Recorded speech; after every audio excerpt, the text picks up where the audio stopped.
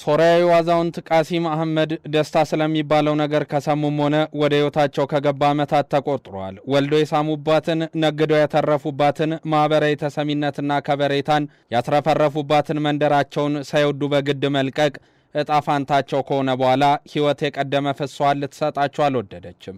ልጅንም የልጅ ልጅንም ያሳጣቻቸው ቤትይን የተባለችው ደቡብ ሶሪያ የምትገኘው መንደራቸውን የቀደመ ደም ግባቷን ካጣሽ በኋላ የቴልአቪቭ ድሮኖች የሚዘውሯት የኔታንያሁ ታንኮችም የሚንቆራጠጡባት ሆናለች። ይህ ደግሞ አራት ቤተሰባቸውን በአንድ ጽልመታ የቀላጡት ቃሲም መራር እውነታ ነውና ከዛሽ መንደር ጋር ያላቸው ጋርየሻይ ትስስርን በጥሰዋል።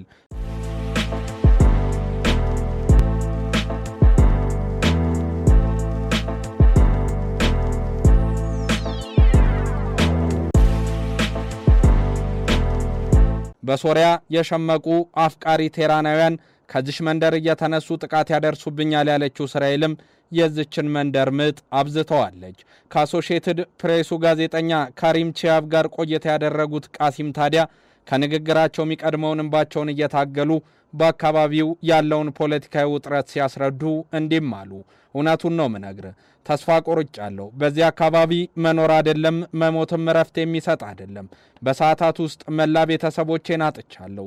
ይህ ደግሞ የሆነው በእስራኤል ጦር የዘፈቀደ ጥቃት ነው። ይህን ዓለም ሊረዳ ይገባልም ሲሉ ነበር ሁኔታውን የገለጹት። በእርግጥም መተላለቅ ከነሙሉ ክብሩ በሚታይበት መካከለኛው ምስራቅ እንደ ቃሲም ያሉ ኤሎሄ ባዮች መስማትን እንግዳ ነገር አይደለም። በድህረ አሳድ ከሶሪያ ጋር ፖለቲካዊ እርቅን ታወርዳለች ተብላ ስትጠበቅ የነበረችው ቴልአቪቭ ይልቁንም አንድ የጦር ግንባርን በዛች ሀገር መስረታ በሁለት እግሩ ካልቆመው የደማስቆ ጊዜ አስተዳደር ውጥረት ውስጥ የገባችው በቀናት ውስጥም ነበረ። ዱሩዝ የተባሉ አፍቃሪ እስራኤላውያን የጎሳ ክፍሎች መገለልና መገደል ደርሶባቸዋል ያሉት ኔታንያሁም የሶሪያ ደቡባዊ ምድርን አኬልዳማ ለማድረግ ቀናት አልፈጀባቸውም።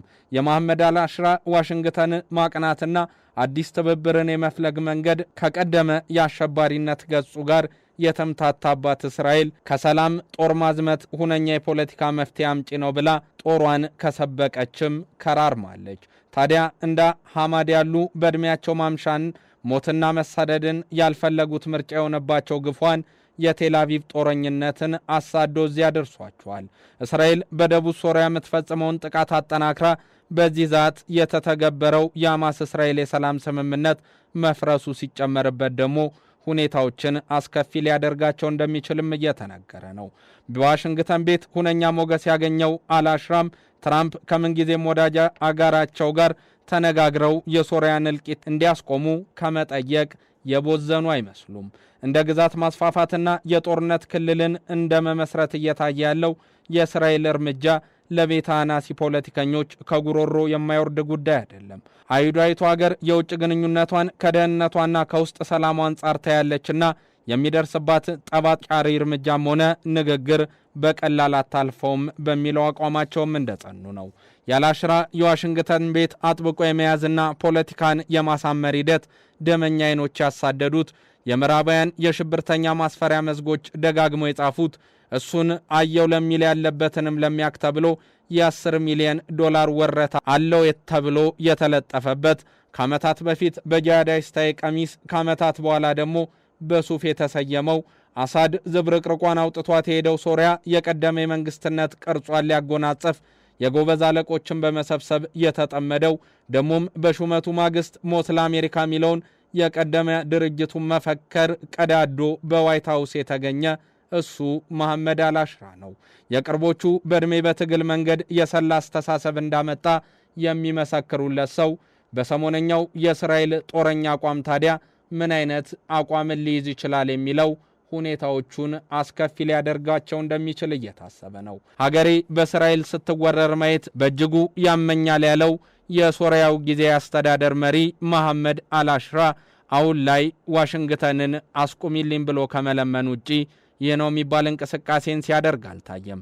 በእርግጥም ዲፕሎማሲያዊ መንገዶችን መፈለግ አማራጭ ያደረገው የጊዜ አስተዳደሩ አዲስ የፖለቲካ ስልት ነገሮችን የሚያይበት መንገድ እያስሞገሰው ቢገኝም ድምጥማጧና ፍርስራሷ በወጣች ሀገር ውስጥ ግን እንዲህ ያለ የፖለቲካ መናቅ እስከ መቼ ነው የሚል ጥያቄ እንዲያነሳበት እያደረገ ነው።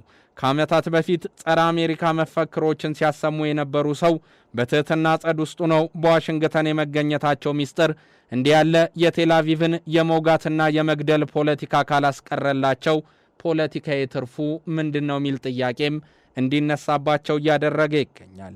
አዎ ነገሮችን የሚያዩ ሰዎች ከዚህም ያልፋሉ። ሰውየው ጠርዘኛ ድርጅት ሲመራ የቆየ ፖለቲካዊ ስብዕና የሌላቸው መሆናቸውን በአደባባይ ቢያሳዩም ይህንን የተረዱ ምዕራባውያንና የእስራኤል ፖለቲከኞች ግን ነገሮችን ለማቅለል ምን ያህል እየሄዱ ነው ብለውም ይጠይቃሉ። ደመኛውን ወደ ወዳጅነት የቀየረው የሁለቱ ፕሬዝዳንቶች ወግ ደሞም የበዙ ነገሮችን ተጠባቂ አድርጎ አንዱን ወደ ሌላኛውንም ወደ አንዱ የመሳሳብ ሂደት ውስጥ መክተቱ እስራኤል በሶሪያ የጀመረችውን አዲስ የጦረኝነት መንፈስ ማርገብ ካልቻለ ምኑ ላይ ነው የሚል ጥያቄን አስነስቷል።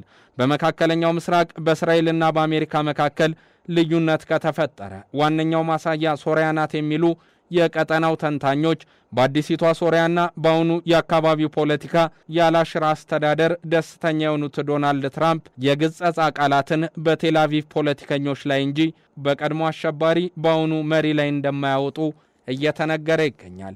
ቀጣዩ እስራኤል ሶሪያና አሜሪካን የሚያገናኘው የመካከለኛው ምስራቅ ፖለቲካስ አቅጣጫው በምንና በማን የሚዘወር ይሆን? ሁሉም ከመጪው ጊዜ የሚታይ ይሆናል። አላሽራ ግን ዛሬም በዋሽንግተን ተገኝተው ቤንያሚን ኔታንያሁ እንዲለመኑላቸው ከማድረግ አልቦዘኑም።